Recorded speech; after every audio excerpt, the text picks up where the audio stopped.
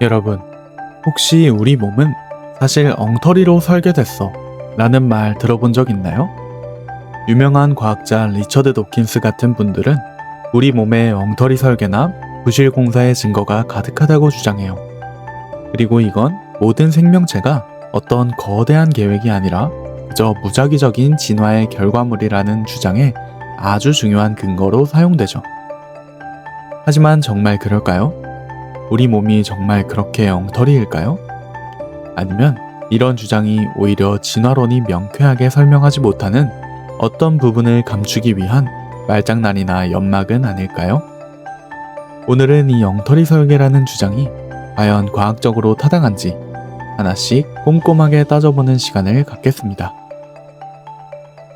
아마 이 엉터리 설계 주장의 1순위로 꼽히는 단골 손님은 바로 우리 눈일 거예요. 정확히는 척추동물의 눈이죠. 비판의 핵심은 이렇습니다. 우리 망막은 빛을 감지하는 세포보다 앞에 신경과 혈관이 지나가는 역전된 망막 구조라는 거예요. 즉, 빛이 센서에 닿으려면 이 신경과 혈관 다발을 뚫고 지나가야 한다는 거죠. 이걸 비판하는 사람들은 문어의 눈을 예로 들어요. 문어의 눈은 신경과 혈관이 망막 뒤에 아주 깔끔하게 정리되어 있어서 빛을 가리는 게 전혀 없거든요. 그래서 도킨스 같은 학자들은 문어 눈은 잘된 설계고 인간 눈은 명백한 엉터리 설계야 라고 힘주어 말하는 겁니다. 와, 언뜻 들으면 정말 그럴듯하고 아주 합리적인 비판 같아요. 그렇죠? 하지만 이 주장은 몇 가지 아주 중요하고 결정적인 사실들을 놓치고 있어요. 여러분, 만약 누가 와, 독수리 같은 눈을 가졌네요 라고 하면 무슨 뜻일까요? 맞아요. 시력이 어마어마하게 좋다는 뜻이죠. 독수리는 저 높은 하늘에서도 땅 위에 있는 작은 쥐를 정확히 볼 수 있을 만큼 경이로운 시력을 가졌잖아요. 그런데 정말 놀라운 사실은 그 독수리의 눈이 우리 인간과 똑같은 역전된 망막 구조를 가졌다는 거예요. 만약 이 신경이 앞에 있는 구조가 정말 멍청하고 엉터리 같은 설계라면 어떻게 독수리는 그런 말도 안 되는 초정밀 시력을 가질 수 있는 걸까요? 벌써 여기서부터 어라, 뭔가 이상한데? 싶은 생각이 들기 시작하죠. 한 걸음 더 나아가 볼까요? 문어와 인간은 살아가는 환경과 눈에 요구되는 기능 자체가 완전히 달라요. 문어는 기본적으로 어둡고 흐릿한 물속에 살죠. 반면 인간은 훨씬 밝은 빛이 넘쳐나는 땅 위에서 살고요. 우리 망막은 문어의 망막보다 훨씬 더 활발하게 더 많은 정보를 처리해야 해요. 우린 빨강, 초록, 파랑 세 가지 색을 감지하는 원추세포 덕분에 이 세상의 모든 아름다운 색을 보지만 문어는 기본적으로 색을 구별하지 못해요. 물론 문어가 빛의 굴절 차이 같은 걸로 사물을 구별한다는 흥미로운 가설도 있지만 우리가 말하는 색깔을 인지하는 건 아니에요. 즉, 두 생물의 눈은 각자 자신의 환경과 목적에 맞게 최적화된 것이지 어느 한쪽이 우월하고 다른 쪽은 열등한 엉터리가 아니라는 겁니다. 자, 그렇다면 도대체 왜 인간의 눈은 이토록 불편해 보이는 구조, 즉 신경과 혈관이 빛을 가로막는 듯한 구조를 갖게 된 걸까요? 바로 여기에 상상을 초월하는 비밀이 숨어 있습니다.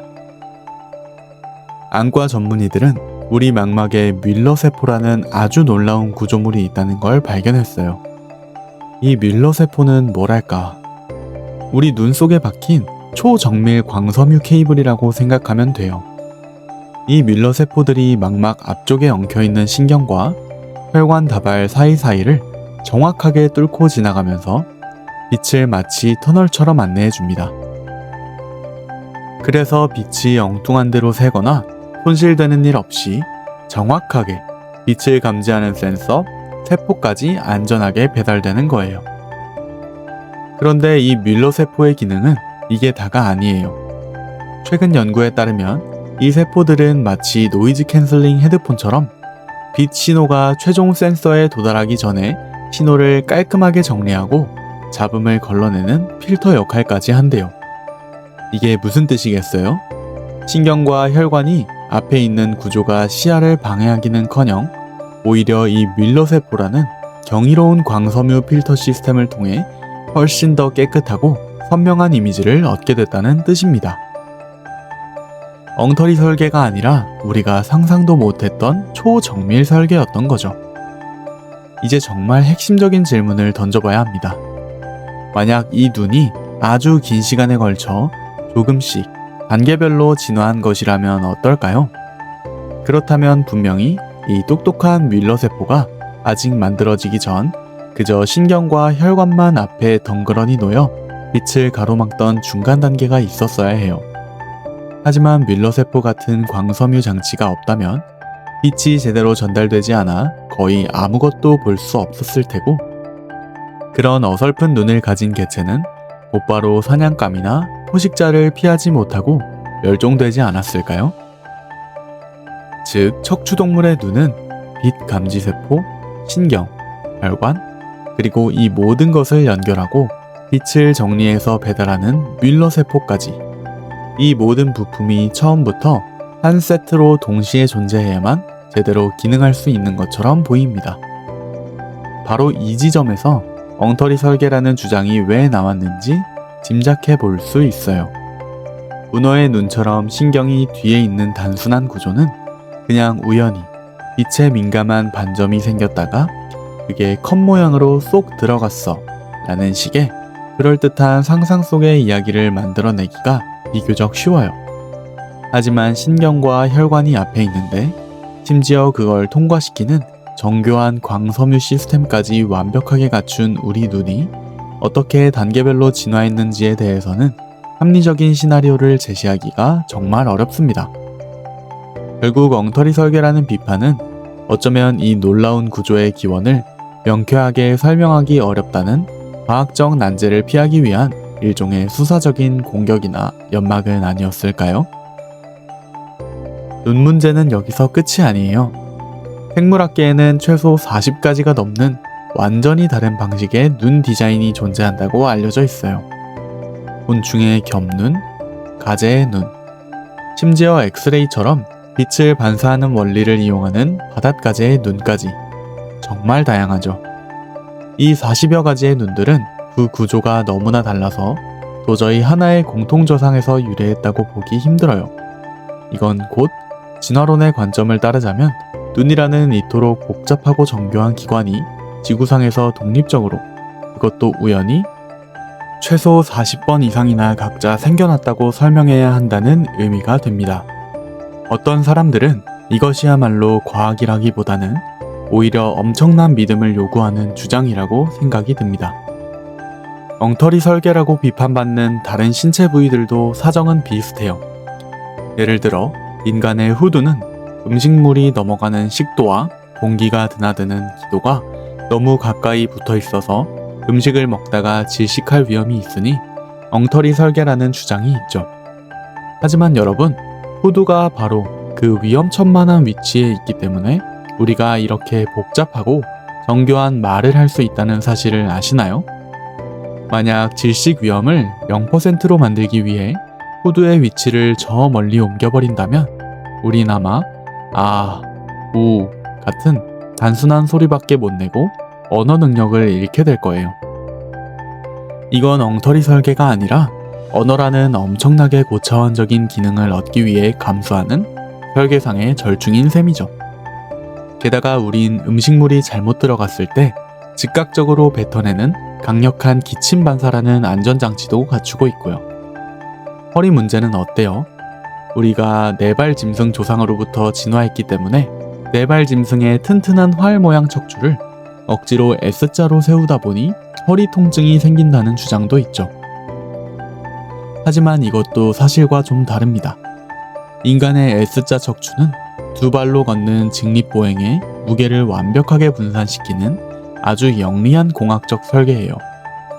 물리치료사들은 허리 통증의 원인이 척추 설계 자체가 아니라 그 척추를 든든하게 받쳐줘야 할 복부와 등 근육이 약해졌기 때문이라고 말해요. 실제로 하루 종일 앉아있는 현대인들과 달리 지금도 활발하게 수렵, 채집 생활을 하는 부족민들에게는 허리 통증이 거의 보고되지 않아요. 이건 역시 설계 결함이 아니라 생활 방식의 문제라는 거죠. 전립선 문제도 마찬가지예요. 남성이 나이가 들면 전립선이 커져서 요도를 압박, 소변 문제를 일으킬 수 있으니 엉터리 설계라는 거예요. 하지만 전립선은 생식에 아주 중요한 역할을 하는 기관이고 그 위치는 기능을 수행하기 위해 꼭 필요한 곳에 있는 거예요. 문제는 설계가 아니라 노화와 질병 현상이죠. 자동차를 5만 킬로미터 탔더니 타이어가 닳았다고 해서 그 자동차의 원래 설계가 엉터리라고 말할 순 없잖아요. 그건 설계가 아니라 암호와 노화의 문제인 것처럼요. 흥미롭게도 이 문제는 식습관과도 관련이 깊어서 특정 음식을 많이 섭취하는 지역에서는 발생률이 현저히 낮다는 연구 결과도 있어요. 이것도 설계보다는 생활 방식이나 노화의 문제에 가깝죠. 마지막으로 무릎을 볼까요? 축구 선수들이 전방 십자인대 파열 부상을 자주 당하니까 인간의 무릎은 약해 빠진 엉터리 설계라는 주장이 있어요. 하지만 이건 무릎이 얼마나 경이로운 구조물인지 오해한 거예요. 인간의 무릎은 전방, 후방, 십자인대, 그리고 내측, 외측, 측부인대라는 4개의 핵심 인대가 뼈를 십자 모양으로 단단히 붙잡고 교차하면서 거의 180도에 가까운 놀라운 가동 범위를 만들어내요. 설계공학자들은 이 4개의 인대가 동시에 존재하지 않으면 무릎 관절 자체가 성립할 수 없다고 지적해요. 즉, 2개나 3개의 인대만으로는 뼈가 고정되지 않아 그냥 미끄러져 버린다는 거죠. 이건 역시 어떻게 이 4개의 부품이 단계별로 하나씩 생겨났을까라는 질문에 답하기 어려운 매우 복잡한 시스템의 사례입니다. 그럼 선수들의 잦은 부상은 왜 일어날까요? 그건 설계 결함 때문이 아니라 스키나 럭비처럼 무릎이 설계된 한계를 훨씬 뛰어넘는 과도한 스트레스를 받기 때문이에요. 만약 어떤 엔지니어가 500대의 차가 지나가도록 튼튼하게 다리를 설계했는데 그 위로 3000대의 탱크가 지나가서 무너졌다면 그걸 보고 이건 엉터리 설계야 라고 비난할 수 있을까요? 그건 설계의 문제가 아니라 과부하의 문제죠. 이렇게 엉터리 설계라는 주장들을 하나씩 자세히 들여다보면 그 주장들이 처음 들었던 것만큼 그렇게 과학적이고 탄탄하지만은 않다는 걸 알 수 있어요. 오히려 우리가 결함이라고 생각했던 것들이 사실은 더 높은 기능을 위한 절묘한 절충이거나 우리가 미처 몰랐던 초정밀 시스템이거나 설계의 문제가 아닌 생활 방식이나 과부하 혹은 노화의 문제인 경우가 많았죠. 엉터리 설계라는 주장은 어쩌면 우리 몸의 복잡한 구조가 어떻게 단계적인 진화를 거쳐 지금의 모습이 되었는지 설명하기 어려운 부분들을 그저 엉터리라고 이름 붙여 피하려 했던 건 아닐까요? 이건 엉터리야 라고 단정 짓기 전에 와, 이 복잡한 시스템은 도대체 어떻게 생겨난 걸까? 라고 질문하는 것이야말로 진짜 과학적인 태도가 아닐까 생각이 듭니다.